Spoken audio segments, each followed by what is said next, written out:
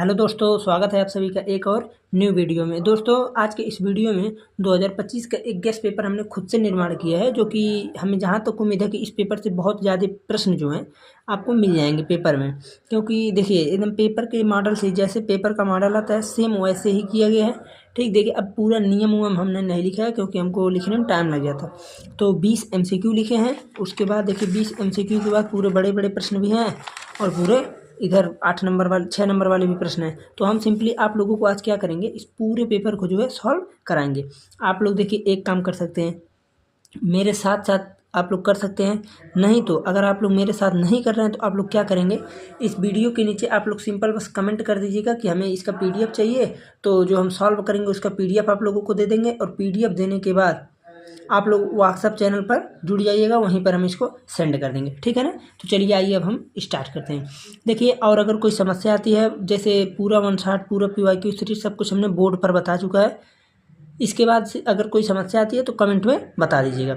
चलिए अब हम स्टार्ट करते हैं, क्योंकि बहुत ज़्यादा टाइम लगेंगे पेपर को सॉल्व करना है ना। देखिए प्रश्न है कि निम्न में से परिमेय संख्या है। तो आप सभी को सिंपल पता होगा कि परिमेय संख्या वही होता है जिसे हम P/Q के रूप में लिख सकते हैं। तो यहाँ पर मैं ये देख रहा हूँ कि इसका सही आंसर हो जाएगा A। क्यों? क्योंकि यहाँ पर √9 है, 9 को मैं क्या लिख सकता हूँ 3, और यहाँ पर √10 है तो A रूट में इसका वैल्यू निकलेंगे तो पॉइंट में जाएगा। ये भी वही प्रोसेस है, यहाँ भी वही है, इसलिए इसका सही आंसर A हो जाएगा। दूसरे पर आते हैं। देखिए दूसरा प्रश्न, यदि समीकरण 2x² - 8x + c = 0 के मूल बराबर हैं तो c का मान होगा।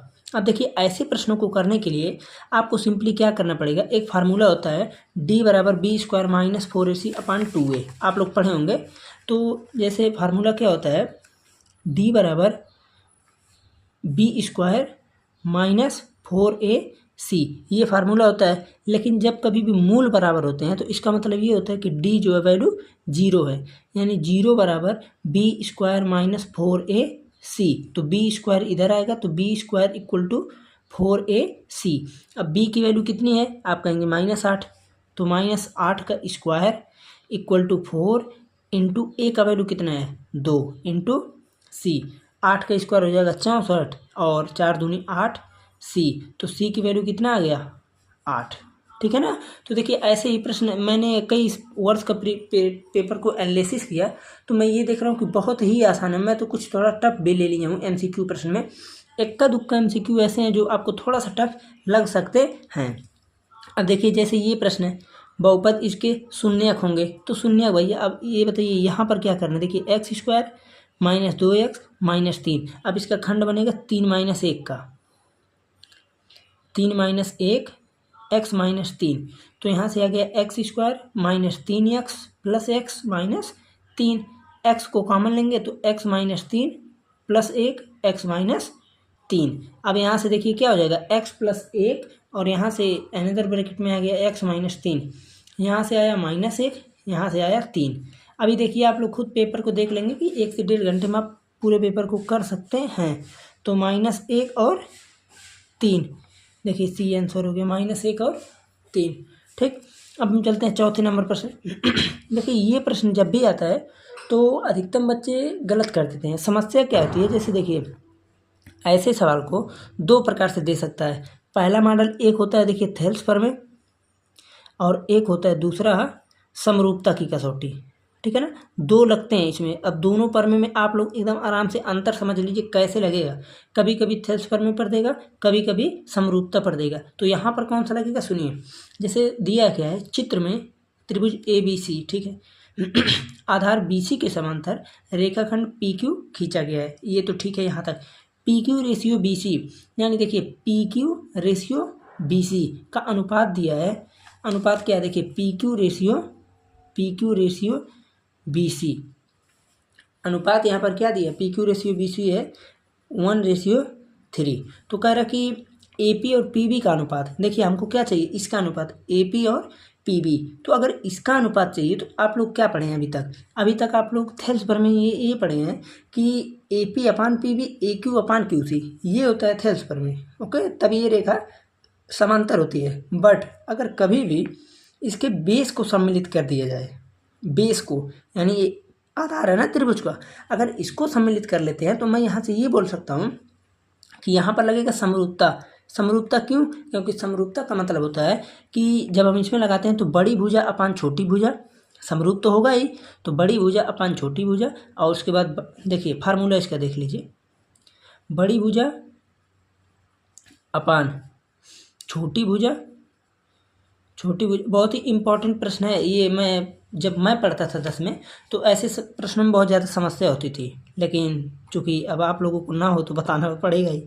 बड़ी भुजा अपान छोटी भुजा, ठीक है ना। तो देखिए अब यहाँ पर जब आप देखेंगे, यहाँ पर जैसे इसको देखेंगे, बड़े वाले त्रिभुज को जब देखेंगे ABC को, तो बड़ी भुजा AB, बड़ी भुजा AB अपान छोटी भुजा कौन सी होगी? आप कहेंगे छोटी भुजा, देखिए बड़े वाले त्रिभुज को लेंगे ABC को और छोटी वाली को APQ को, तो बड़ा भुजा AB छोटा भुजा AP इक्वल टू बड़ी भुजा, तो बड़ी भुजा बेस में लेंगे इस बार, तो हो जाएगा BC अपान में हो जाएगा छोटी भुजा PQ।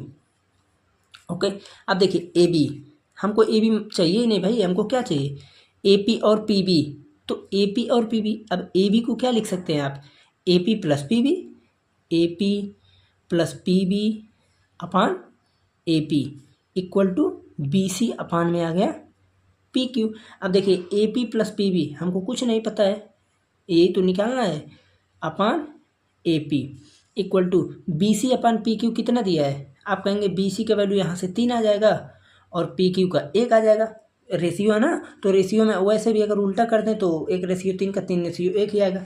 तो यहाँ से क्या होगा? देखिए AP plus PB equal to 3 AP को उधर ले जाइए तो यहाँ से हो गया PB equal to 3AP minus AP 2 AP। हमको चाहिए क्या? देखिए AP और PB, पहले कौन सा है? AP, तो AP को पहले करना है, तो यहाँ से मैं लिख सकता हूँ 2AP बराबर PB लिखे, चलिए PB से, तो यहाँ पर हो गया देखिए AP upon PB equal to 1 वहीं रहेगा, 2 को यहाँ ले जाएंगे तो 1:2, इसका आ गया सही आंसर। अगर आप लोगों का प्रैक्टिस सही है तो आप लोग देखते ही तुरंत कर देंगे। ओके, तो देखिए ऐसे प्रश्न आते हैं तो आप लोगों को प्रश्नों को ध्यान से देखना है ताकि कहीं गलती ना हो। अब देखिए यहाँ पर 5वां नंबर प्रश्न है कि बिंदु -6,8 की मूल बिंदु से दूरी होगी। आप सभी को पता होगा कि मूल बिंदु से फार्मूला क्या होता है? √x² प्लस y², ये होता है मूल बिंदु का फार्मूला। जैसे मूल बिंदु से अगर हम कभी भी डिस्टेंस निकालते हैं तो फार्मूला यही होता है। अब जैसे देखिए तो यहाँ पर हो जाएगा √6 का स्क्वायर 8 का स्क्वायर, 36 64 जोड़ेंगे 100 का वर्गमूल 10। ओके, तो ये हो गया 5वां। अब 6वां नंबर देखिए, थोड़ा सा जटिल है, बच्चे इसमें घबरा जाएंगे। तो 6वां नंबर प्रश्न बता दें। जैसे देखिए प्रश्न है कि यदि tan थीटा बराबर a/b, जैसे प्रश्न को ध्यान से देखिए, यदि tan थीटा बराबर a/b, तो हम लिख लें यहाँ पर ना थोड़ा सा, tan थीटा बराबर क्या है? a/b। तो यहाँ से हो गया tan थीटा बराबर a/b। चूँकि ये सब प्रोसेस बोर्ड पर बताना संभव नहीं था, इसलिए हमको ये सब जोड़ना पड़ रहा है। आप अभी देखते हैं तो कहते हैं कैसे आप बना रहे हैं, वो तो हम ही जान रहे हैं, ठीक है ना। तो हमको चाहिए क्या? b sin theta minus a cos theta upon b sin theta plus a cos theta. अब देखिए ध्यान से समझिएगा, tan थीटा का ये बनेगा डायग्राम, त्रिभुज जब यहाँ पर बनाएंगे तो tan थीटा यहाँ मान लें तो लंबाई आधार, ये हो जाएगा डायरेक्टली a² प्लस b²। अब यहाँ से देखिए हमको b sin थीटा, तो यहाँ पर क्या हो जाएगा? b sin theta. अब देखिए प्रश्न 6 नंबर है, प्रश्न यहाँ पर नामकरण नहीं किया, कमेंट करेंगे तो भेज देंगे आप लोगों के ग्रुप में, देख लीजिएगा।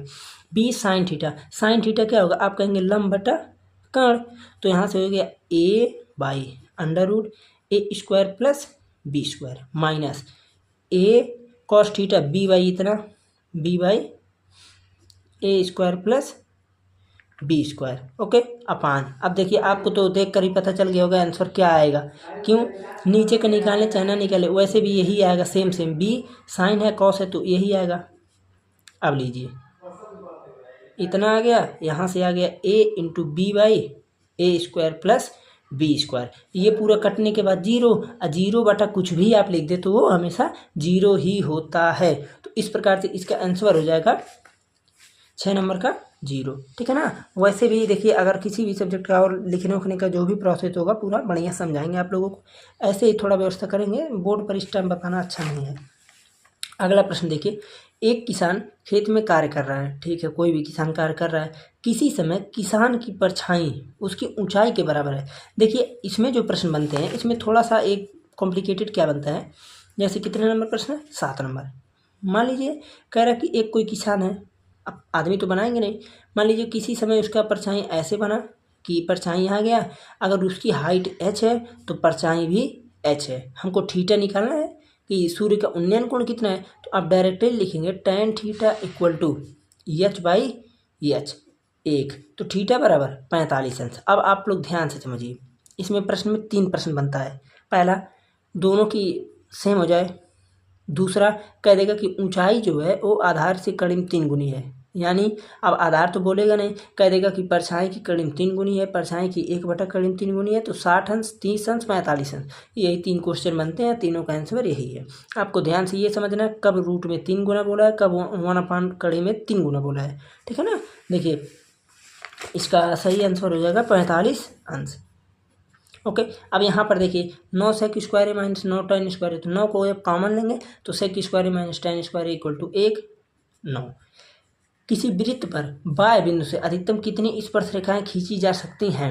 ये प्रश्न देखिए इसमें तो मेरा बताने का वैसे मन नहीं है, क्यों, क्योंकि हम इसको बहुत डिटेल में बताए हैं वृत्त वाले चैप्टर में। देखिए कोई एक वृत्त लीजिए, एक नहीं 3 वृत्त लीजिए, समझ लीजिए आप लोग, ताकि ये ना हो कि कभी मैटर, जैसे देखिए ये मैं तीनों अलग अलग ले रहा हूँ, 1 2 3। अब देखिए 3 पॉइंट हो सकता है, पहला वृत्त के बाहर, दूसरा इसी पर, तीसरा अंदर।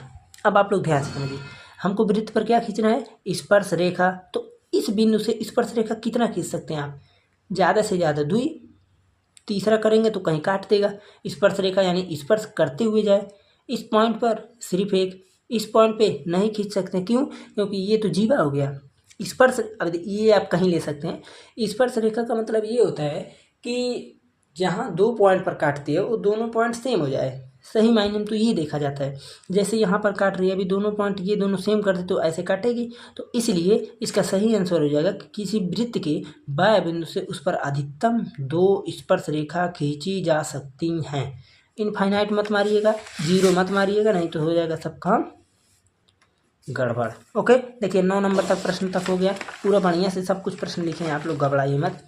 अब सोच रहे हैं आज एक और PDF निकलवाएंगे तो शाम तक उसका वीडियो बनाएंगे, अभी तो आज सुबह ही है। देखिए 10 नंबर प्रश्न, एक सिक्के को एक बार उछलने पर चित आने की प्रायिकता होगी। तो देखिए चित आने की प्रायिकता चाहे टेल आने की चाहे हेड आने की प्रायिकता 1/2 ही होगा। एक गोले का संपूर्ण पृष्ठ और आयतन बराबर है उसकी, हाँ ये बढ़िया प्रश्न है। तो देखिए आप लोग इसे रट लीजिए, हम ये नहीं कहेंगे कि आंसर रट लीजिए, मैं बताऊंगा। देखिए 11 नंबर प्रश्न कह रहा है कि एक गोले का संपूर्ण पृष्ठ और आयतन बराबर है, तो संपूर्ण पृष्ठ का फार्मूला 4πr², आयतन का फार्मूला 4/3 πr³। तो कह रहा है कि उसकी त्रिज्या होगी, देखो 4/4 खत्म, पाई से पाई खत्म, 3 का इधर मल्टीप्लाई किए तो 3r² बराबर r³। अब r² से r बचेगा केवल, तो 3 बराबर r। अब देखिए अगर कभी भी दिख नहीं रहेगा, सॉरी, अगर कभी भी आप लोगों को कहीं ऐसा मिलता है कि जिसमें ये कह दे कि एक गोले का संपूर्ण पृष्ठ और आयतन बराबर है, तो उसकी त्रिज्या हमेशा की हमेशा 3 होती है। आप लोग कुछ और नहीं, हमेशा 3 होती है। क्यों होता है, फार्मूले से ये हमने निकाल कर बता दिया, ठीक है, 3 होता है। अब देखिए अगला प्रश्न कह रहा कि एक घड़ी की मिनट की सुई 8 सेंटीमीटर लंबी है, 5 मिनट में मिनट की सुई द्वारा बनाए गए त्रिज्यखंड का क्षेत्रफल। अब देखिए कौन सा प्रश्न, 12 नंबर। देखिए प्रश्न में थोड़ा सा आपको अच्छा क्या बात है, कह रहा कि ये कोई रेडियस है r, घड़ी की मिनट की सुई की लंबाई r है। अब ये कह रहा कि 5 मिनट में वो कितना बनाएगा। अब ये बताइए, ये जो मिनट की सुई है जब पूरा एक चक्कर मार लेती है, पूरा एक चक्कर, तो कितना कोण बनाती है, आप कहेंगे 60 मिनट तो घूमती है, तो 360 अंश का कोण बनाती है। तो 1 मिनट जब वो घूमेगी तो 6 अंश का कोण बनाएगी, ठीक है। तो 5 मिनट में कितना बनाएगी? आप कहेंगे सिंपल, 6 पंजे 30, 30 डिग्री का कोण बनाएगी। अब जब 30 डिग्री पता चल गया, रेडियस आर पता चल गया, क्षेत्रफल का फार्मूला होता है पाई आर स्क्वायर थीटा अपान 360। पाई हमको ये सब कुछ रखना ही नहीं है, थीटा का मान 30 और 360, 0 से कटा 12, तो पाई आर स्क्वायर अपन 12। ठीक है ना। ऐसे प्रश्न आते रहते हैं एमसीक्यू में, तो आप लोग आराम से कर सकते हैं। अब यहाँ पर देखिए, ये तो प्रश्न देखते ही आप ही लोग बता देंगे। समांतर श्रेणी 3 1 -1 -3 के लिए सार्वंतर होगा। सार्वंतर क्या ही करना है, b -1, तो 1 -3 -2। दो मत मारिएगा, ये मत कहिएगा कि सार्वंतर हमेशा पॉजिटिव होता नहीं, सार्वंतर हमेशा पॉजिटिव नेगेटिव जीरो कुछ भी हो सकता है। यहाँ पर देखिए, किसी प्रेक्षण का बहुलक 15, ठीक है, माध्य 10, तो माध्यिका होगी। अब देखिए, ये प्रश्न आप लोगों को अच्छा प्रश्न आता है हमेशा। देखिए, बहुलक बराबर होता है, बहुलक बराबर 3 माध्यिका -2 माध्य, ये तो होता है फार्मूला। तो बहुलक कितना है, बहुलक दिया है ना, बहुलक 15, तो बहुलक 15 3 माध्यिका -2 माध्य। ओके। अब फार्मूला आप लोग चाहे जैसे जैसे देखिए, बहुलक अगर ये फार्मूला है तो इस फार्मूले से आप घुमा फिरा कर 2-3 और निकाल सकते हैं कि माध्यिका बराबर इसको इधर करें, ऐसे करें, तो आप लोगों को कुछ नहीं, बस एक फार्मूला रटिए, काम हो जाएगा। तो 3 माध्यिका इक्वल टू 15 प्लस 10 दूनी 20 प्लस हो गया, क्यों, इसको इधर लेकर आ गए, तो माध्यिका इक्वल टू कितना हो जाएगा, माध्यिका इक्वल टू यहाँ से आ गया 35/3। अब यही आंसर है 35/3, ठीक है, 35/3, ठीक है ना। तो ऐसे प्रश्नों को देखिए आराम से करना है, आपको धांधना नहीं है। अब देखिए 15 नंबर, 1 - 10 स्क्वायर 45 अंश अपान 1 + 10 स्क्वायर 45 अंश, बिल्कुल आसान है। कैसे, 10 45 का मान 1, तो 1 - 1 0, तो यानी 0 किसका मान होता है, sin 90 का मान 1 होता है, cos 90 का मान आप कहेंगे 0 होता है, तो इसलिए इसका आंसर ये हो गया। अब देखिए, ये प्रश्न तो चूंकि हमको सबसे पहले पढ़ देना चाहिए था, क्योंकि हमेशा पूछता है। देखिए 16 नंबर कह रहा है कि निम्न में से कौन सा सहअभाज्य संख्याओं का एक युग्म है। तो सहअभाज्य संख्या ऐसी संख्या है जिसमें दोनों नंबर का HCF हमेशा के हमेशा 1 आता है। 18 25 का 1 आएगा, 14 35 का 7 आएगा, इसका 31, इसका 2 आएगा, काटे पीटेंगे, तो यानी कुछ भी मिलाकर हमको ये मतलब है कि जिसका HCF 1 है, तो इन दोनों का HCF, ध्यान से सुनिए, HCF हमको देखना है कितना आना चाहिए, 1। ये कंडीशन है सहअभाज्य संख्याओं का, सॉरी ये है। ओके। ये देखिए 17 नंबर कह रहा कि एक लंबवृत्तीय बेलन के आधार का क्षेत्रफल 9 है, ठीक है, आधार का क्षेत्रफल दे दिया, तो उसके आधार का व्यास। अब ये बताइए आधार का क्षेत्रफल का फार्मूला क्या होता है, कहाँ का है, 17 नंबर। तो आधार के क्षेत्रफल का फार्मूला होता है पाई आर स्क्वायर इक्वल टू 9 पाई, तो आर स्क्वायर बराबर 9, आर बराबर 3, डी बराबर 6, हमको व्यास चाहिए ना, तो व्यास हो जाएगा सिंपल क्या चीज़, 2 गुना आर, तो यानी 2 गुना 3 इक्वल टू 6, इसको 6 कर लीजिए, तो यही हो गया आपका आंसर। ओके।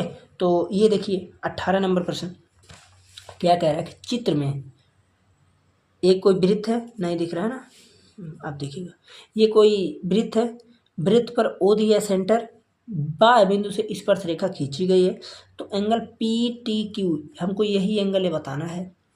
तो अगर आपको एक नियम होता है पता है तो कर लेंगे, तुरंत देखते ही बता देंगे। कैसे, किसी भी चतुर्भुज के आमने सामने के कोणों का योग हमेशा 180 होता है। आप कहेंगे कैसे, ये चतुर्भुज बनना है ना, बनना है, तो इस चतुर्भुज में आप ये देख रहे हैं कि आमने सामने के कोणों का योग 180 है कि नहीं, 90 90 180 है, तो अगर 110 है तो ये कितना होना चाहिए, 70, तो इसलिए इसका आंसर 70, ठीक है ना। ये नहीं है कि इसमें कोई भी मैटर अजीब है, नहीं, इसमें ये फार्मूला है इसका कि आमने सामने के कोणों का योगफल होना चाहिए कितना, 180 अंश। ओके। अब ये देखिए 19 नंबर, ये तो बहुत ही आसान है, खैर बताना तो पड़ेगा ही। देखिए यदि tan A बराबर 4/3 तो cos A होगा, tan A बराबर 4/3 3। तो tan a आप मान लीजिए a यहाँ पर मान लें तो 4/3, तो ये 5 होगा, कॉम्बिनेशन होता है ना 3 4 5 का। तो हमको चाहिए क्या, cos a, तो cos देखिए आधार बटा कर्ण, तो 3/5। 19 का 3/5 कहाँ हो, यहाँ पर है, ठीक है ना। तो देखिए बहुत ही आराम से आप प्रश्नों को कर सकते हैं। आपको केवल ये देखना है कि कोई भी प्रश्न जो हम कर रहे हैं ध्यान से क्वेश्चन को पढ़ के अच्छी तरीके से करें। ये देखिए द्विघात समीकरण x² + 10x + 25 का विविक्तिकर होगा। अब विविक्तिकर का क्या फार्मूला होता है, आप कहेंगे फार्मूला होता है इसका d = b² - 4ac। ये तो फार्मूला है। b कितना है, आप कहेंगे b 10 है, तो 10 का स्क्वायर माइनस 4 गुना a की वैल्यू 1 इंटू c का वैल्यू 25, तो 10 का स्क्वायर 100 माइनस 100, तो इक्वल टू कितना आया, 0। वैसे भी आप इक्वेशन देख कर बता सकते हैं कि इसका 0 आएगा। क्यों, क्योंकि यहाँ पर आप देखेंगे 5 + 5 का खंड बनेगा, यानी मूल समान है, तो इसका विविक्तिकर 0 होना चाहिए। अब देखिए यहाँ पर आता है खंड बी। अब खंड बी में आपको पता होना चाहिए कि 2-2 नंबर का प्रश्न रहता है, 6 प्रश्न करने रहते हैं, 6 ही प्रश्न रहता भी है। तो 2-2 नंबर के प्रश्न हैं, बहुत ही आसान प्रश्न है, आप लोग इसको आसानी से कर सकते हैं। तो देखिए अब 2 तरह से मिल सकता है, कैसे, या तो इस तरह से नंबरिंग रहे, या तो यहाँ 21 डालने के बाद यहाँ पर ABC लिख दे इस प्रकार से। तो मैं चूँकि नंबर डाला हूँ जानबूझकर। अब देखिए 21 नंबर प्रश्न हम आप लोगों को बता देते हैं। 21 नंबर प्रश्न तो अब थ्योरी प्रश्न है ना, तो आप लोगों को समझ में आ जाना चाहिए अच्छे खासे। देखिए प्रश्न क्या है कि 12, 18 एवं 24 का LCM एवं HCF बताइए। तो किसका है, 12, 18, 24 का। 21 नंबर प्रश्न का हल जब करेंगे तो देखिए इसका क्या हो जाएगा, आप लोग ध्यान से कीजिएगा। 12, 18, 24, तो आपको करना क्या है, देखिए आइडिया लगाइए। 12 का अभाज्य गुणनखंड यानी फैक्टर कितना होता है, आप कहेंगे 2 गुना 2 गुना 3, 2 दूनी 4, 3 12। 18 का कितना होता है, आप कहेंगे सिंपली 2 इंटू 3 इंटू 3। कैसे हुआ भाई, 3 × 3 = 9, 2 × 18। 24 का कितना होता है, 2 से 12 हो गया, 2 से 6, 2 से 3, 3 से 1, 8 × 3 = 24। अब देखिए हमको क्या निकालना है, HCF एवं LCM। तो HCF = LCM = अब देखिए यहाँ पर हमको HCF में ये देखना है कि हमको सिंपल और सिंपल क्या होना चाहिए, इन तीनों में सेम मिलना चाहिए, ये होता है HCF। तो इसका HCF कितना आया, 2। और कुछ कटेगा ये बताइए, तो आप कहेंगे कुछ और ज़रूर मिल रहा होगा। हाँ कौन सा, 3 मिल रहा है, 3 मिल रहा है ना। तो अगर 3 मिल रहा है तो इसका HCF हो गया 2 गुना 3 = 6। इसका HCF कितना हुआ, 6। ये LCM लिखना रहेगा तो भी आसान है। ये एक बार लिखेंगे 2, एक बार लिखेंगे 3, ठीक है। अब उसके बाद देखिए ये 2 यहाँ 2 बार है ना, मिल रहा है ना 2 में, तो एक बार यहाँ से 2 ले लेंगे, ये 2 बच गया 2, ये 3 बच गया, तो 2 × 3 = 6, 2 × 12, 2 × 24, 3 = 72। क्या करना है, फिर से ध्यान से सुनिए। जो तीनों में है एक बार, जो 2 में मिल रहा है तब पर भी एक बार। क्यों एक बार लेते हैं, इसका भी रीज़न है, अगर कभी आप लोग कहेंगे तो हम बता सकते हैं, ठीक है ना, इसमें एक रीज़न है। अब देखिए 22 नंबर प्रश्न सॉरी 22 नंबर प्रश्न बहुत ही आसान है। मैं ऐसा प्रश्न बहुत भरपूर मात्रा में कराया हूँ, PYQ सीरीज आप लोग देख सकते हैं। जैसे 22 नंबर प्रश्न है, 2x² + 6x + 5 कह रहा के मूल अल्फ़ा तथा बीटा है। 2 मूल है अल्फ़ा एवं बीटा, तो आपको सिंपली कह रहा कि हमको α² β² का मान बता दीजिए बस। तो इसमें देखिए कुछ बच्चे क्या करने लगते हैं, लगेंगे तुरंत सॉल्व करके अल्फ़ा बीटा का मान निकालने रखने, कुछ नहीं करना है। ध्यान से सुनिए आप लोग, करना क्या है, जैसे अब आप इसे जो है जो भी सवाल में पूछ रहा है, इस चीज़ को किसी भी प्रकार से 2 format alpha + beta, alpha beta 2 format में किसी भी प्रकार से तोड़ लीजिए। कैसे टूटेगा, अब देखिए a² + b² का फार्मूला क्या होता है, आप कहेंगे हमको नहीं पता है, हमको तो a + b का whole square = a² + b² + 2ab, ये फार्मूला में पता है, कोई बात नहीं, पता है ना। तो देखिए हमको ये चाहिए, तो यहाँ से हो जाएगा a² plus B square equal to A plus B का whole square minus 2ab। Okay, ये फार्मूला हो गया। अब हम यहाँ ए और बी नहीं, हमको चाहिए ना अल्फा बीटा चाहिए, कोई बात नहीं। तो देखिए अल्फा प्लस बीटा का whole square minus 2 alpha beta. अब A plus B alpha plus beta formula क्या होता है? आप कहेंगे फार्मूला इसका कहाँ होता है? होता है, क्या होता है? Minus B by A. इसे बोलते हैं मूलों का योगफल minus 2 into C by A. यहाँ से देखिए आ गया B square by A square minus 2c by A. अब इसे जोड़िए, घटाइए मत, इसी वैल्यू रख दीजिए। बी की वैल्यू कितनी है? आप इक्वेशन को देखिए। अब जब इक्वेशन को देखेंगे तो देखिए यहाँ से ये दिख रहा है कि ए का वैल्यू 2, बी का वैल्यू 6, सी का वैल्यू 5। तो यहाँ से आ गया बी का वैल्यू 6, तो 6 का स्क्वायर अपान 2 का स्क्वायर माइनस 2 इंटू सी का वैल्यू 5 और ए का वैल्यू 2। ये कट गया, 6 का स्क्वायर 36, 2 का वर्ग 4, तो 36 बाई 4 यानी 9, 9 माइनस 5 यानी 4।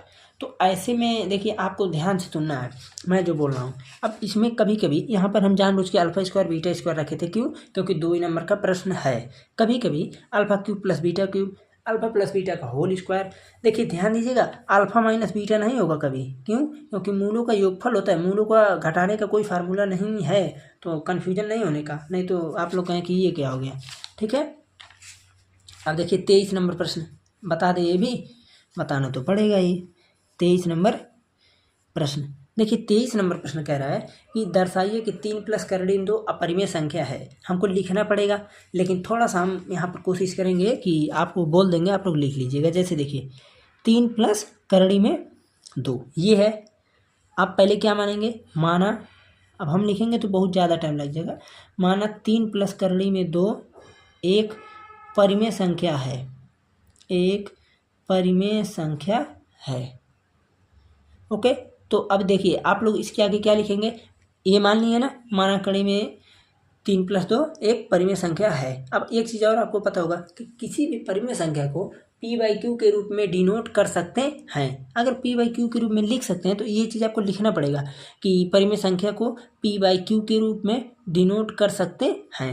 तो अगर इसको कर सकते हैं तो यहाँ से आप लिख देंगे कि 3 प्लस करीब 2 equal to P by Q. Okay, अब यहाँ से देखिए √2 को यहीं रहने दीजिए, equal to P by Q minus 3, यहाँ से आ गया p minus 3q by Q equal to √2। अब देखिए आपको लिखना क्या है, इसके आगे आप लोग क्या लिखेंगे मैं बोल रहा हूँ, आप लोग लिख लीजिएगा, ध्यान से सुन लीजिए। लिख लेंगे आप लोग, लिखेंगे आप लोग कि समीकरण 1 मान सकते हैं, चूँकि करीब 2 एक अपरिमेय संख्या है, हमने ऐसा प्रूव कर चुका है, ये आपको लिखने की आवश्यकता नहीं है। हम जानते हैं कि करीब 2 एक अपरिमेय संख्या है, इस चीज़ को लिख देंगे। अतः करीब 2 एक अपरिमेय संख्या, ठीक है। और ये चीज़ जो है ये क्या है? ये क्या है? आप कहेंगे अपरिमेय, ठीक, अपरिमेय संख्या। ये क्या है? परिमेय संख्या। तो ये बताइए, एक अपरिमेय संख्या और एक परिमेय संख्या कभी भी इक्वल होगा? नहीं। तो यही चीज़ आपको ये लिख देते हैं तो बहुत ही खतरनाक है, समझ लीजिए। इसके बाद जो है आपको क्या लिख देना है, ये तीर मत मारिएगा, बस इसी प्रकार से लिख दीजिएगा। उसके नीचे आप लोग पूरा प्रोसेस जो ये चीज़ है उसी को लिख देना। कैसे? करीब 2 एक अपरिमेय संख्या है तथा ये चीज़ एक परिमेय संख्या है जो कि यहाँ पी बाई क्यू के रूप में डिनोट है, इसलिए एक परिमेय संख्या एक अपरिमेय संख्या कभी बराबर नहीं होता है, ठीक है ना। इससे हम कह सकते हैं कि हमारी मानना गलत है। अतः 3 प्लस करीब 2 एक परिमेय संख्या नहीं है, अतः क्या है? अपरिमेय संख्या है। अब ध्यान की कीमत लिख दीजिएगा, परिमेय ही है, नहीं तो पूरा करा धरा पे पानी फिर जाएगा। ओके, अब देखिए 24 नंबर प्रश्न कह रहा है कि एक श्रेणी 21, 18, 15, ठीक है। कितना नंबर प्रश्न है? 24 नंबर प्रश्न।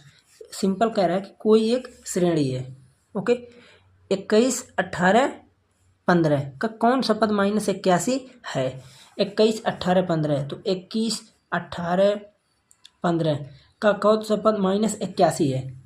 अब करना क्या है आपको? देखिए an equal to a plus n-1 into D.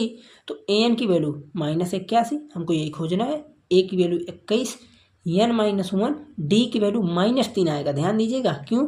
18 - 21 होता है -3। तो यहाँ से आ गया -18 -21 बराबर -3 n-1। अब देखिए मैं ऐसा जान के किया हूँ, यहाँ से कितना आ गया, आप कहेंगे 8 1 9 2 1 3 इक्वल टू -3 n-1। अब देखिए माइनस से माइनस कैंसिल, 3 से इसको काटेंगे तो 13 इक्वल टू n-1। यहाँ से आ गया n बराबर 14। अब देखिए एक चीज़ और, किसी भी पेपर को रहे, चाहे मैथ का आप बोर्ड का दें चाहे जो भी पेपर दें, आपको वहाँ पर टाइम मैनेजमेंट और ये सब थोड़ा ध्यान देना पड़ेगा कि किस प्रकार से करें, थोड़ा जल्दी हो। ओके, और आगे देखिए प्रश्न में अधूरा है, क्या इस एपी का कोई पद शून्य है। देखते हैं कि एपी का कोई पद शून्य है कि नहीं। तो लिख देंगे हम an equal to a plus n-1 into D. हमको कौन सा पद चाहिए, शून्य इक्वल टू 21 प्लस n नहीं पता है, डी के वैल्यू -3, तो -21 बराबर -3 n-1। ये सब कट के 7 आया, तो 7 बराबर n-1, तो n बराबर 8। हाँ, इसका 8वां पद जो है 0 होगा। ठीक है ना, 8वां पद निकल आया ना, 0 देखना था तो कोई बात नहीं, ये आराम से कर लेंगे। अब देखिए 25 नंबर प्रश्न कह रहा है कि वृत्त के व्यास ए बी के सिरे ए बी, वृत्त की त्रिज्या तथा केंद्र के निर्देशांक ज्ञात कीजिए। देखिए बहुत ही लुल्लू पुल्लू क्वेश्चन है, लेकिन दे दिया है तो बताना तो पड़ेगा ही। जैसे कह रहा है कि वृत्त के व्यास ए बी के सिरे, देखिए 25 नंबर प्रश्न है, सिंपल। देखिए वृत्त का व्यास है, ओके, ये ए बी, तो ए हो गया यहाँ, बी हो गया यहाँ। ए का निर्देशांक है -2 -7 और बी का निर्देशांक है 1 -1। कह रहा कि वृत्त की त्रिज्या और केंद्र के निर्देशांक। अब वृत्त की त्रिज्या यानी हमको यही डिस्टेंस चाहिए और ये बिंदु चाहिए, कैसे निकलेगा नहीं पता है, आइडिया लगाइए। भाई ये बताइए, जितना दूरी इधर है उतना दूरी इधर है, तो यहाँ पर फार्मूला लगेगा मध्य बिंदु का निर्देशांक, मध्य बिंदु का निर्देशांक, मध्य बिंदु का निर्देशांक इक्वल टू, अब निर्देशांक का फार्मूला क्या होता है, तो आप इसे ओ मान सकते हैं मध्य बिंदु। अब मध्य बिंदु में कौन सा बिंदु आ रहा है, ओ आ रहा है, तो आप लिख सकते हैं ओ x, y इक्वल टू, अब देखिए x1 + x2 लिख दें एक बार, x1 + x2 by 2, y1 + y2/2। Okay, तो देखिए x1 + x2, x1 कितना है -2 प्लस 1/2, यहाँ से आ गया -7 -1/2। कहीं यहाँ कोई गड़बड़ उड़बड़ नहीं है, नहीं तो आएगा ही नहीं। अब यहाँ से आ गया देखिए -1/2, यहाँ से आ गया -8/2 यानी -4। ये आ गया बिंदु -1/2, कौन सा बिंदु आया -1/2 और -4। हमको ये बिंदु मिल गया। हमको चाहिए डिस्टेंस ओ बी या तो ए ओ के बीच का, तो आप लोग लिखेंगे त्रिज्या इक्वल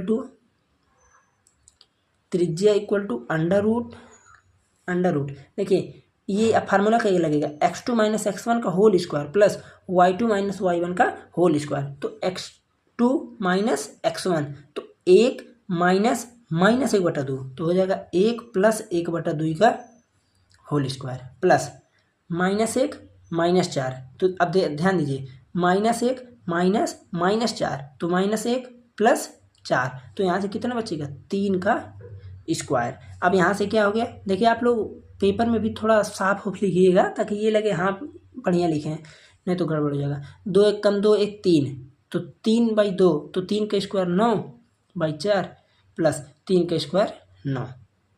ठीक है, अब यहाँ से देखिए 9 चौक होता है 36, 36 9 45, तो आ गया √45/2। 2 को बाहर लेनी है मात्रक।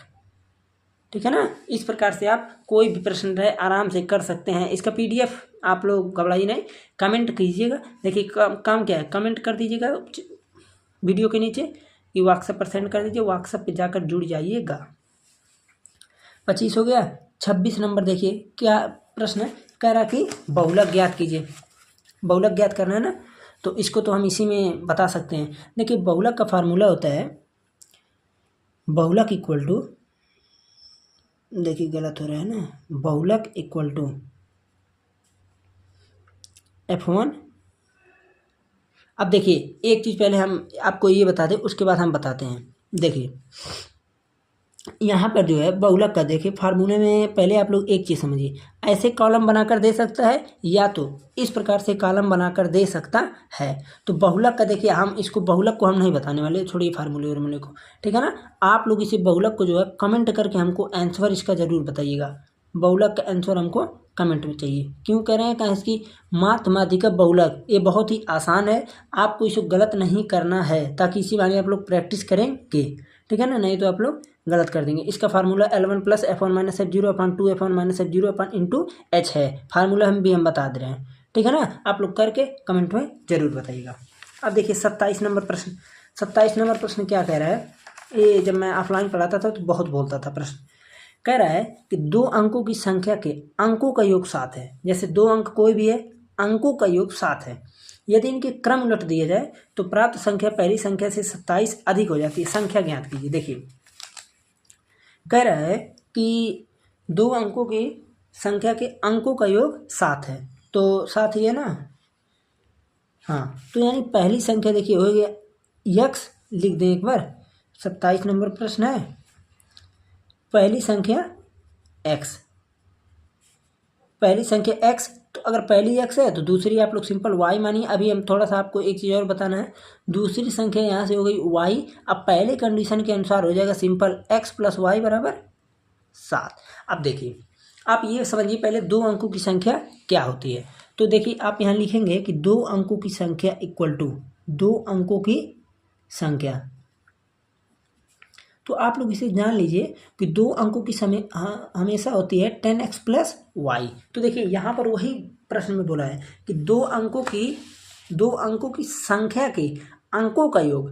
तो अंकों यानी अब जैसे देखिए ए इकाई दहाई, तो इस प्रकार आप मान सकते हैं, नहीं तो ये भी माने कोई बात नहीं, ठीक है। तो यहाँ से हो गए 2 अंकों की संख्या 10x प्लस वाई। जब अंकों के क्रम को उलट देंगे तो यहाँ पर लिखेंगे क्रम उलटने के पश्चात, उलटने के बाद संख्या equal to 10y plus x. अब कह रहा है कि उलट दिया जाए तो प्राप्त संख्या पहली संख्या से 27 अधिक हो जाती है। पहली संख्या ये है, तो आप यहाँ करेंगे क्या, देखिए लिखेंगे आप प्रश्नानुसार। देखिए बहुत ही आसान प्रश्न है। प्रश्नानुसार आप लोग क्या करेंगे, 10x प्लस वाई, पहली संख्या 10x प्लस वाई, कह रहा कि ये 27 अधिक हो जाती है, तो यानी 10y प्लस एक्स। पहली संख्या से अगर 27 अधिक हो रही है यानी या तो इसमें जोड़ दें या तो इसमें से घटा लें। तो यहाँ से बचेगा देखिए 10x plus Y minus 10y minus X equal to minus 27। 10x minus X तो 9x minus 9y equal to minus 27। x minus Y equal to minus 3। Equation number 2, equation number 1। अब 2 इक्वेशन को सॉल्व कर रहा है, solve करने तो आता ही होगा। तो यहाँ से हो जाएगा देखिए x प्लस वाई बराबर 7, x माइनस वाई बराबर माइनस 3। जोड़ लेंगे 2x बराबर 4, x बराबर 2। अब ये मत कहिएगा कैसे जुड़ा है, 7 में से 3 घट गया है 4 हो गया है। तो x बराबर अगर 2 आया तो इससे जो है y की वैल्यू 5 आएगी। हमको x y से कोई मतलब ही नहीं है, हमको क्या चाहिए, संख्या। तो लिखेंगे हम अतः 2 अंकों की संख्या equal to 10x plus Y, यानी 10 गुना 2 प्लस 5। तो आ गया 10 दूना 20, 5 25। अब देखिए हम प्रूफ भी करा दें। 25 का उल्टा यानी क्रम को बदलिए, आप कहेंगे 52। अब 25 और 52 के अंतर 27, ठीक है ना। तो इस प्रकार से क्वेश्चन बनता है। अब देखिए 28 नंबर प्रश्न।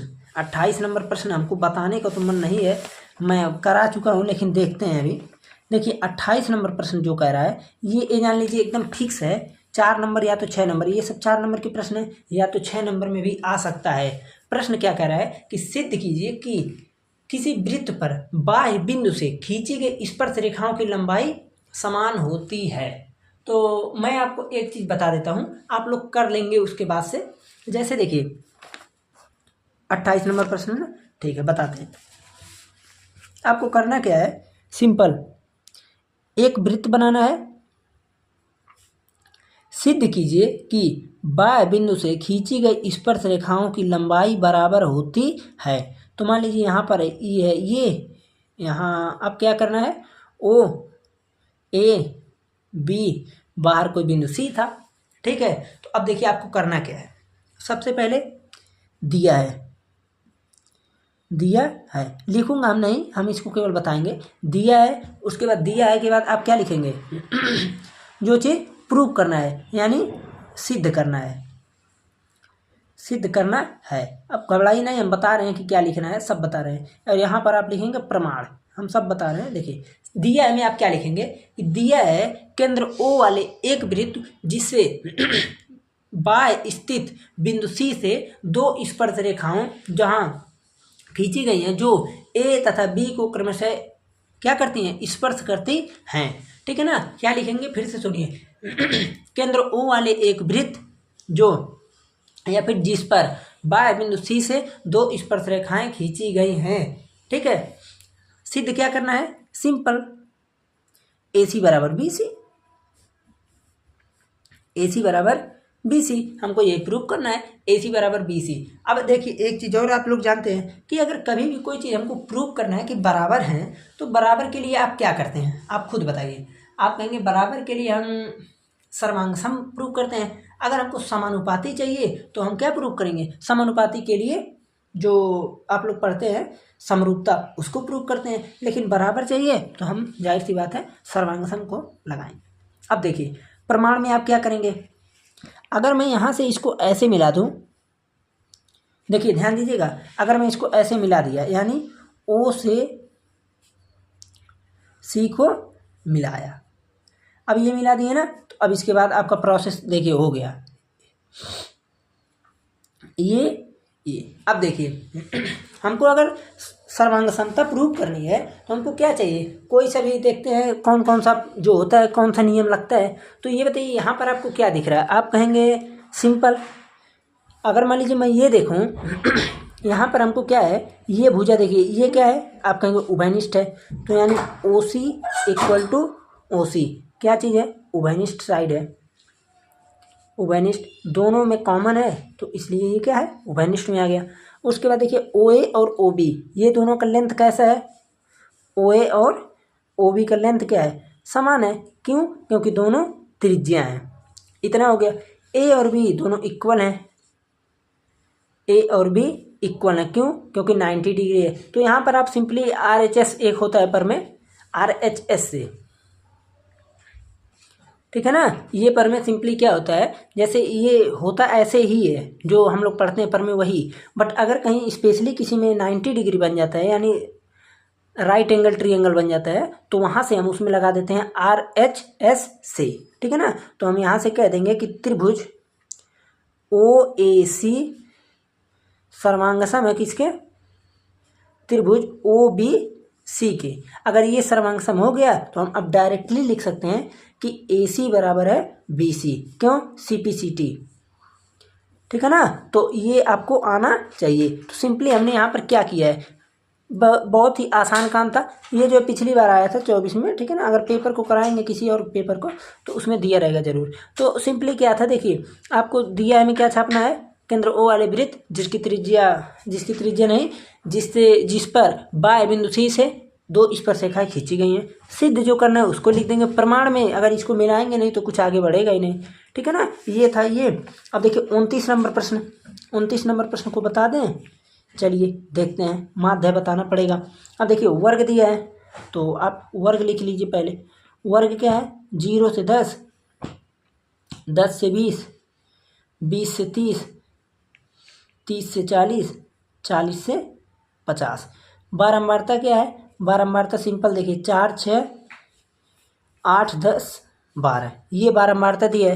वर्ग हो गया बारंबारता। अब उसके बाद हमको मध्यमान निकालना पड़ता है। तो देखिए आप यहाँ पर सिंपली आपसे यही बोलेगा कि माध्य निकालिए, कौन सा मेथड कौन सा विधि है उसमें कुछ भी जिक्र नहीं किया रहेगा। तो मध्यमान निकालने के लिए सिंपल क्या करते हैं, दोनों का आधा करेंगे, कितना आएगा 5, 5 इसमें जोड़ते चले जाएंगे। तो यहाँ से आ गया 5, 15, 25, 35, 45। किसी को भी A मानिए, हम इसको लगाते हैं लघु विधि से, तो ए जब मानेंगे तो देखिए अब यहाँ से हो गया x, तो विचलन निकालेंगे अब, तो विचलन d equal to X minus ए।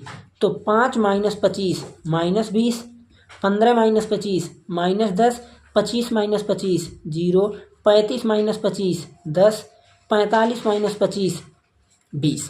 अब देखिए अगर आप अभी इसको 10 से काट देते हैं तो ए सिंपल चल जाएगा किसमें, एक और जो होता है पग विचलन विधि उसमें चला जाएगा, लेकिन हमको वहाँ पर नहीं चलना है, इसी में हम कर देते हैं काम। तो यहाँ से हो जाएगा बारंबारता इंटू विचलन। तो देखिए इसको डी और बारंबारता को एफ से तो लिखेंगे एफ डी। तो 4 का गुना 2 में तो माइनस 80, 6 का इसमें माइनस 60, 0 0, 10 का 100, यहाँ से 12 दूनी 24 यानी 240। तो यहाँ देखिए 140 माइनस का 140 आ रहा है, यहाँ आ रहा है 340, तो इसमें घटाएंगे तो 200। अब ये 200 क्या आया, आप कहेंगे एफ डी, लेकिन एफ डी क्यों लिखेंगे, ये तो समेसन है, तो इसलिए sigma F D equal to इतना आ गया। अब देखिए अब इसे क्या लिख सकते हैं, आप कहेंगे इसे सिग्मा एफ लिखेंगे इक्वल टू 6 4 10, 10 10 20, 20 20 40। तो सिग्मा एफ को जो है प्रत्येक जगह एन लिख दिया जाता है, तो इसलिए अब इसका फार्मूला क्या हो जाएगा, देखिए इसका फार्मूला हो जाएगा माध्य equal to A plus sigma F D by N.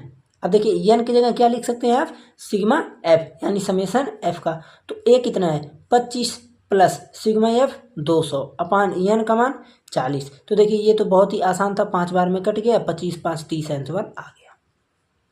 Okay, तो देखिए इस प्रकार से आप पूरे प्रश्न को आराम से कर सकते हैं। अब देखिए यहाँ पर चूंकि प्रश्न तो वैसे कुछ प्रश्न लग रहा होगा आप लोगों को कि नहीं आ रहा है, कठिन है, लेकिन करना क्या आपको, जो भी लगे कि कठिन है नहीं कर पाएंगे टाइम लगेगा तो उसको छोड़ छाड़ के तुरंत आगे बढ़ना है, क्योंकि पेपर में ज़्यादा टाइम बर्बाद नहीं करना चाहिए। ओके, तो देखिए 29 नंबर प्रश्न तक हो गया, अब चलते हैं 30 नंबर प्रश्न तक, बस थोड़ा सा और है, देखते हैं ये प्रश्न क्या है। वैसे जितना भी प्रश्न हम इसको करा रहे हैं यहाँ पर, ये सब पूरा प्रश्न हम PYQ सीरीज में करा चुके हैं, आप लोग उसे देख सकते हैं। ओके, देखिए अब 30 नंबर क्या प्रश्न कह रहा है कि छायांकित भाग का क्षेत्रफल बताइए। अब छायांकित भाग कौन सा है, जानबूझ के तब छायांकित नहीं किए थे। अब देखिए हमको सिंपली करना क्या, ये एरिया निकालना है, देखिए ध्यान दीजिए ये चीज़ का। अब दिया क्या क्या है, देखिए इसको हम इसी में बता सकते हैं, बता दे रहे हैं। देखिए इसमें कह रहा है कि छायांकित भाग का क्षेत्रफल होगा, जबकि वर्ग की भुजा 8, ये वर्ग है 8, वृत्त की त्रिज्या 1 सेंटीमीटर हो। तो आप डायरेक्टली लिख लेंगे कि छायांकित भाग का क्षेत्रफल इक्वल टू, छायांकित भाग का क्षेत्रफल इक्वल टू वर्ग का क्षेत्रफल।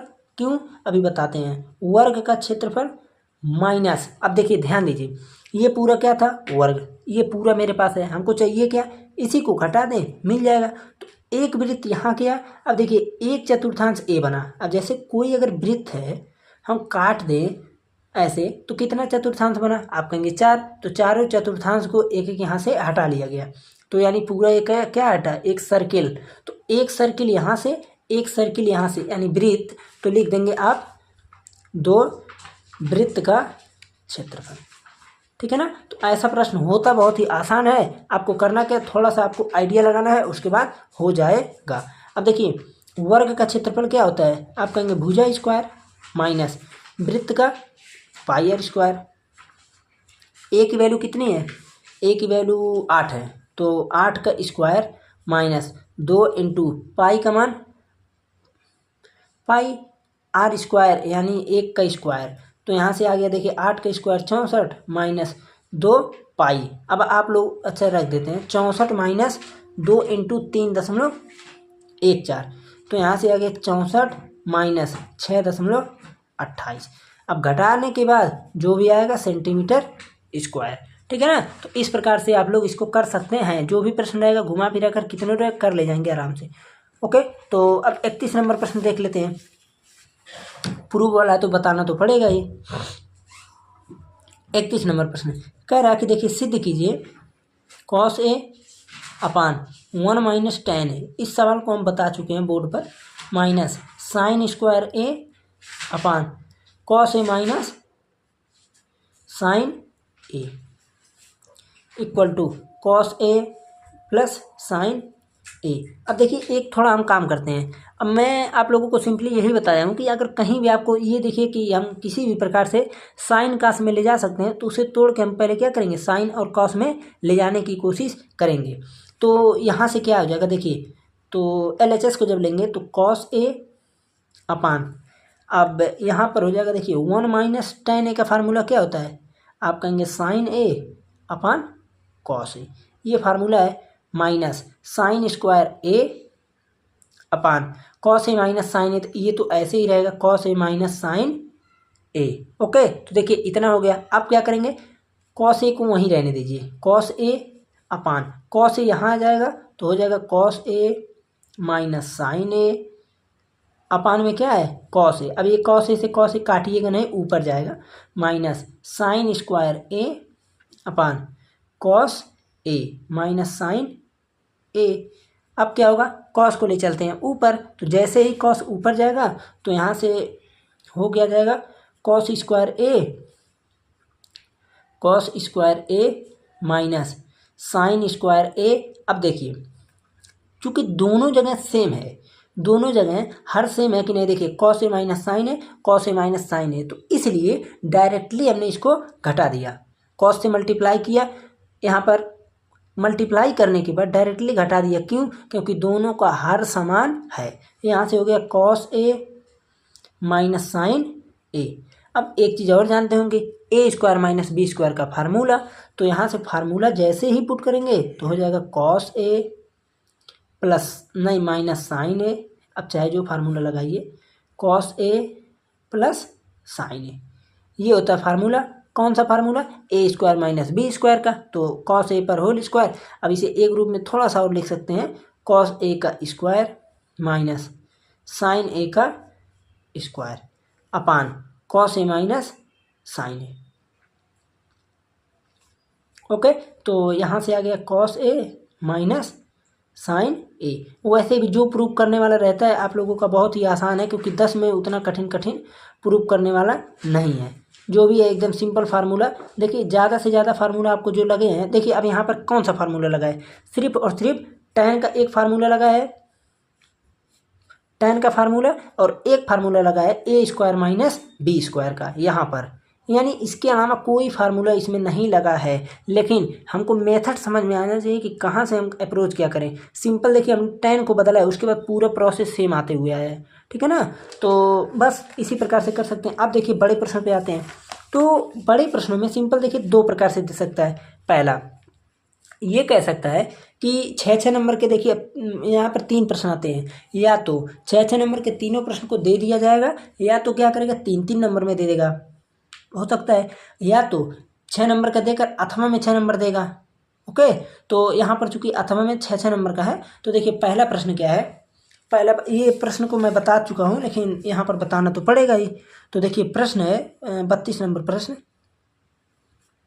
अब देखिए जब इसे सॉल्व करेंगे, अगर यही प्रश्न करते हैं तो ठीक है, आप यहाँ पर प्रश्न को उतारेंगे तो हो ही जाएगा काम, चाहे जो प्रश्न रहे। अगर अथवा को करते हैं तो आप लोग अथवा लिख करके उसके बाद सॉल्व करेंगे, ताकि एग्जामिनर को लगे हाँ अथवा को किया है।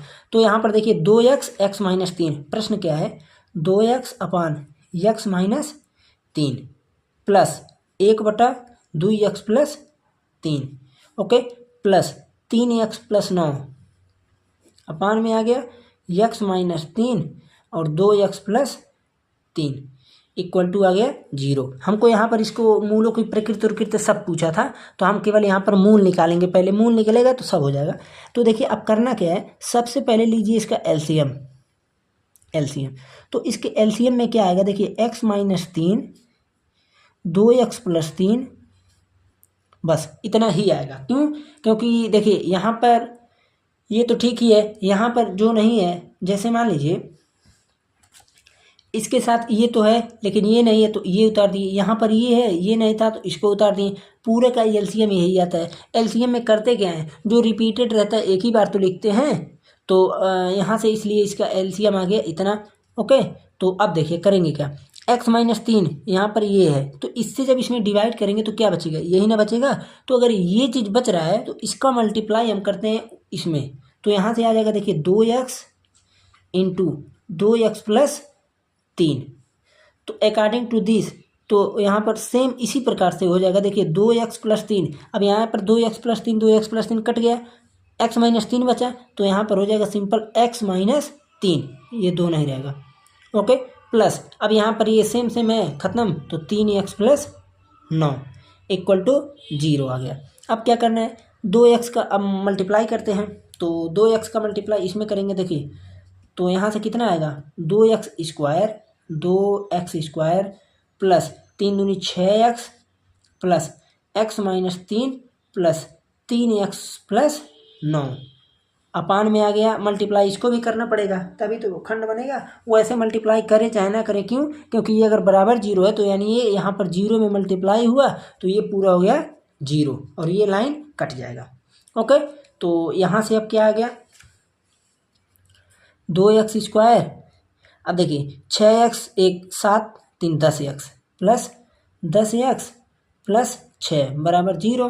तो यहाँ से अब 2 से काटें अगर तो x² प्लस 5x प्लस 3 बराबर 0। अब देखिए यहाँ पर जो है, अब अगर ध्यान से हम देखें तो कोई खंड तो दिख नहीं रहा है, लेकिन हम इसका निकालते हैं क्या चीज़, पहले d निकालते हैं, b² - 4ac, तो b² यानी 5 का स्क्वायर, तो 5 का स्क्वायर -4 × a का वैल्यू 1 × c का वैल्यू 3, तो आ गया 25 - 12 = कितना आया, 13। ये चीज़ आया। अगर ये पॉजिटिव आता है तो यानी हम ये कह देते हैं कि इसका हाँ मूल मिलेंगे और जो भी मूल रहेगा वो अस्तित्व में रहेगा। तो आपको सिंपली क्या करना है, अब देखिए यहाँ पर मूल निकालने के लिए क्या लगाना पड़ेगा, श्रीधराचार्य। लेकिन श्रीधराचार्य तो आप लोग पढ़े नहीं होंगे क्योंकि इस बार तो निकल ही गया था, ठीक है ना। तो इसलिए आपको क्या करना है, इसको यहीं पर ऐसे छोड़ देते हैं। अगर मान लीजिए देखिए अगर कोई और कंडीशन बनता है तो कंडीशन में क्या रहेगा, सिंपली आपको ऐसा दिया जाएगा जिसका खंड आपको मिल सके। और यहाँ पर और कहीं तो कोई गलती नहीं, प्रश्न तो यही है, 3x + 9 था, यहाँ से x - 3 2x + 3 था, 2x² 6x। हाँ ठीक है ना। आपको सिंपली क्या करना है, अगर खंड बनना है तो बना देंगे, नहीं तो फिर श्रीधराचार्य से लगा सकते हैं। ओके, तो अब श्रीधराचार्य का फार्मूला लिख देते हैं, केवल फार्मूला लिख देते हैं। जैसे देखिए x बराबर -b plus minus √b² - 4ac/2a। ये वैल्यू तो आपको पता ही चल गया 13 है, लेकिन निकाल लेंगे तो भी बेहतर रहेगा। -b करेंगे तो -10 प्लस माइनस यही आंसर आ जाएगा। ओके, अब आते हैं हम अब देखिए अथवा वाले प्रश्न को मैं नहीं बताने वाला हूँ, केवल हम इसका स्टेटमेंट बता देंगे। जैसे अथवा का प्रश्न जो है 32 का अथवा नंबर प्रश्न, ये सिंपली देखिए कह रहा है कि थेल्स प्रमेय को सत्यापित कीजिए। तो आप लोग थेल्स प्रमेय पढ़े ही होंगे कि यदि किसी त्रिभुज की एक भुजा की समांतर, यदि किसी त्रिभुज की एक भुजा के समांतर, अब एक भुजा मान लीजिए मैं भी यहाँ आधार को ले लेता हूँ, तो एक भुजा के समांतर अन्य दो भुजाओं को भिन्न भिन्न बिंदुओं पर प्रतिच्छेद करने वाली एक रेखा खींची जाए तो वह एक समांतर रेखा खींची जाए तो वह त्रिभुज को 2 बराबर भागों में बांटती है, यानी ABC था, DE है। तो इसका स्टेटमेंट सिंपली यही होता है कि AD/BD = AE/CE, यानी ये पार्ट इसके पार्ट और ये छोटा वाला इसके पार्ट में। ओके, तो यहाँ से ये होता है थेल्स प्रमेय। अभी हमने पीछे MCQ में क्या सीखा है, वहाँ पर हमें ये देखा है कि ये पार्ट इस पूरे वाले के साथ, क्यों, क्योंकि वहाँ पर कौन सा लग रहा था, समरूपता लग रहा था। तो ध्यान दीजिएगा थेल्स में या समरूपता में कन्फ्यूज नहीं होने का, नहीं तो MCQ गलत हो जाएगा। अब देखिए 33 नंबर प्रश्न पे आते हैं। 33 का प्रश्न देखिए बहुत ही आसान प्रश्न है, 2 प्रश्न है, दोनों आप लोगों को आता ही होगा। देखिए प्रश्न क्या कह रहा है कि किसी भिन्न का हर उसके अंश के 2 गुने से 1 अधिक है। किसी भिन्न का हर मान लीजिए उसके अंश के 2 गुने से 1 अधिक है। तो देखिए इसमें हर और अंश दोनों में स्वतंत्र कौन सा है, आप कहेंगे किसी भिन्न का हर उसके अंश के 2 गुने, यानी अंश स्वतंत्र है। अगर माना अंश = x, तो यहाँ पर कह रहा है कि किसी भिन्न का हर उसके अंश के 2 गुने से 1 अधिक है। अंश अगर x है तो इसका हर हो जाएगा 2x + 1, तो अंश हुआ x, हर हुआ 2x + 1। तो अब यहाँ पर भिन्न क्या बनेगा, भिन्न बन जाएगा यक्स अपान 2x प्लस 1, और इसका व्युत्क्रम क्या हो जाएगा, व्युत्क्रम 1/भिन्न, तो 1/ इतना करेंगे तो 2x प्लस 1 अपान यक्स, ये आ गया व्युत्क्रम। अब कह रहा है कि किसी भिन्न का हर उसके अंश के दोगुने से 1 अधिक है यदि भिन्न जो हमने पहले निकाला था ये उसके व्युत्क्रम उल्टा का योग, देखिए 2 सही 16 21, 21 दूनी 42, और उसके बाद 42 और 16, यहाँ 6 2 8 4 5 58/21, ये चीज़ आ रहा है इसका पूरा, इसका निकालने पर। तो हमको अब चाहिए क्या है यहाँ पर, अब देखिए कंडीशन जब लगाएंगे तो यहाँ पर हो जाएगा प्रश्नानुसार। तो प्रश्नानुसार सिंपली क्या कह रहा है कि भिन्न, तो भिन्न है x/y 2x plus 1 plus 2x plus 1 upon यक्स इक्वल टू 58/21। अब देखिए ये जो प्रश्न हमने सिंपल कराया है ये प्रश्न इसी के भांति है। ओके, ऐसे ही प्रश्न है, आप लोग अगर चाहे तो इसे कर सकते हैं, लेकिन थोड़ा सा बता देते हैं। जैसे देखिए क्रॉस मैट्रिक मल्टीप्लाई कीजिएगा, x का मल्टीप्लाई इसमें होगा तो सिंपल हो जाएगा x² प्लस, अब यहाँ पर जब होगा तो a प्लस बी का होल स्क्वायर लगेगा ना, 2x प्लस 1 का होल स्क्वायर हो गया अपान 2x² प्लस यक्स इक्वल टू 58/21। ओके, अब क्या होगा तो यहाँ से हो जाएगा देखिए x² plus a plus B का होल स्क्वायर, तो यानी a², थोड़ा सा डायरेक्ट करते हैं, a² plus b² plus 2ab, तो देखिए 2ab, तो 2 यहाँ है पहले से, तो 2 फार्मूले में, तो 2 दूनी 4x अपान यहाँ पर हो गया 2x² प्लस यक्स इक्वल टू 58/21। तो x² 4x², तो यहाँ से आ गया 5x² प्लस 4x प्लस 1 अपान में आ गया 2x² प्लस यक्स इक्वल टू आ गया 58/21। तो अब यहाँ से क्रॉस मैट्रिक मल्टीप्लाई एक ही रास्ता है ही, तो 21 का 5 में है तो 21 बचे 105x² प्लस 21 चौक 84x प्लस 21 बराबर 58 दूनी कितना होता है, आप कहेंगे 116, तो 116x² प्लस 58x। अब देखिए इक्वल लगाते हैं, इसको यहीं पर रहने देते हैं, 116x² इसको पक्षांतर करते हैं तो 105x² plus 58x minus 84x minus 21। यहाँ पर समझना है, नहीं तो आप इक्वेशन गलत बना देंगे।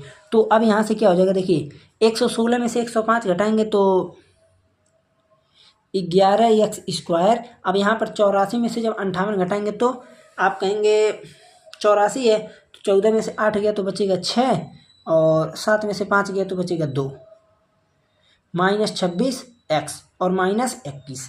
अब इसका खंड कैसे बनेगा, तो खंड बनाने के लिए थोड़ा सा आइडिया लगाते हैं, फैक्टर करते हैं, अभी पता चल जाएगा। तो देखिए यहाँ पर आ गया,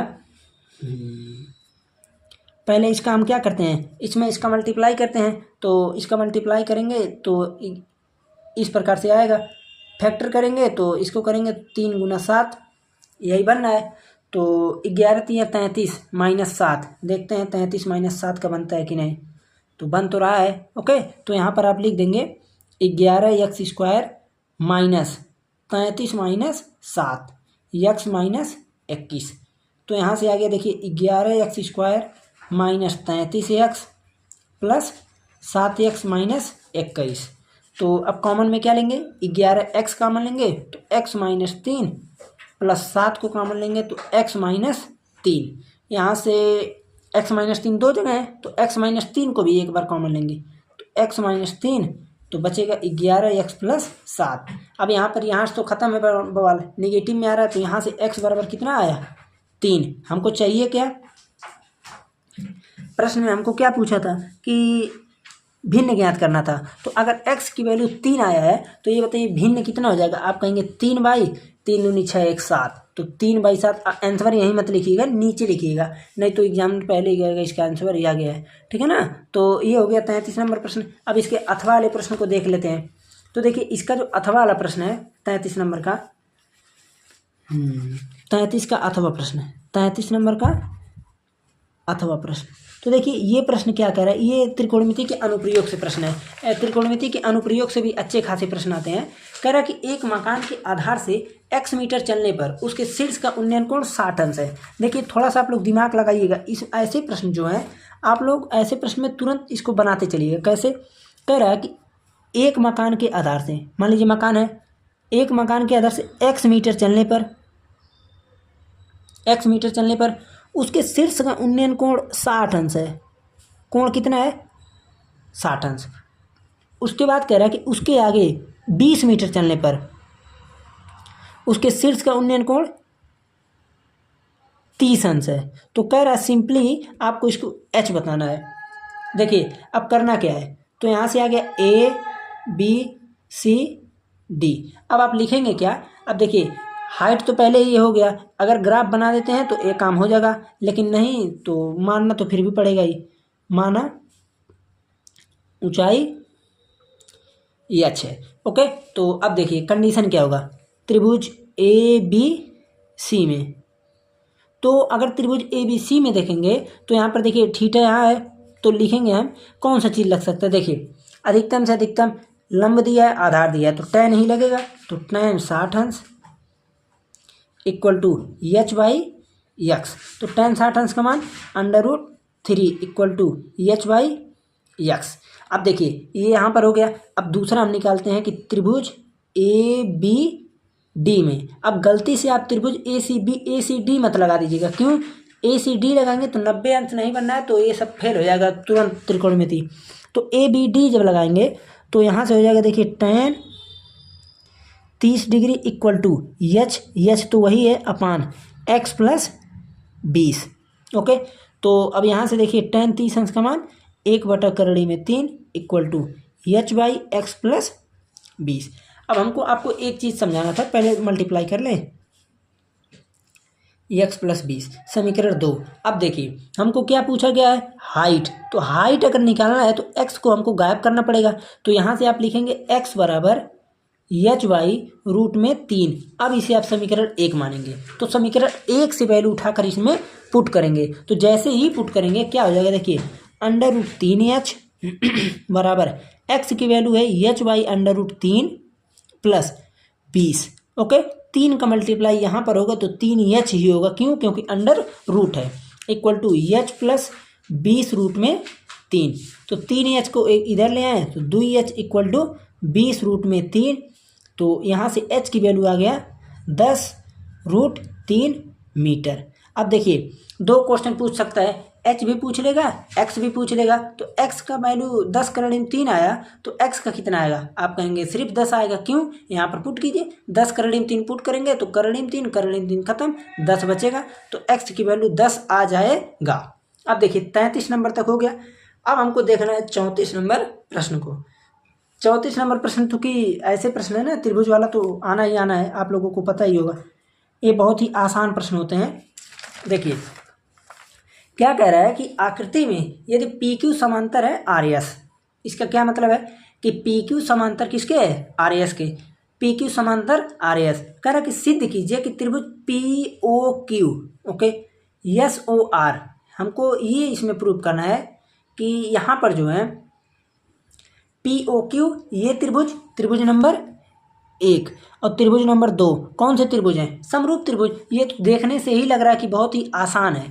करना क्या है, थोड़ा सा लिखना पड़ेगा, ये लिख देते हैं। 34 का देखिए हम करेंगे, जब सॉल्व करेंगे तो यहाँ पर पहले वही काम करेंगे, सेम दिया है तो दिया है में क्या छापेंगे, दिया है, तो यहाँ पर आप लिखेंगे दिया है में कि PQ जो है उस समांतर है किसके? RS के। PQ समांतर RS है। अब उसके बाद सिद्ध क्या करना है, क्वेश्चन में दिया है।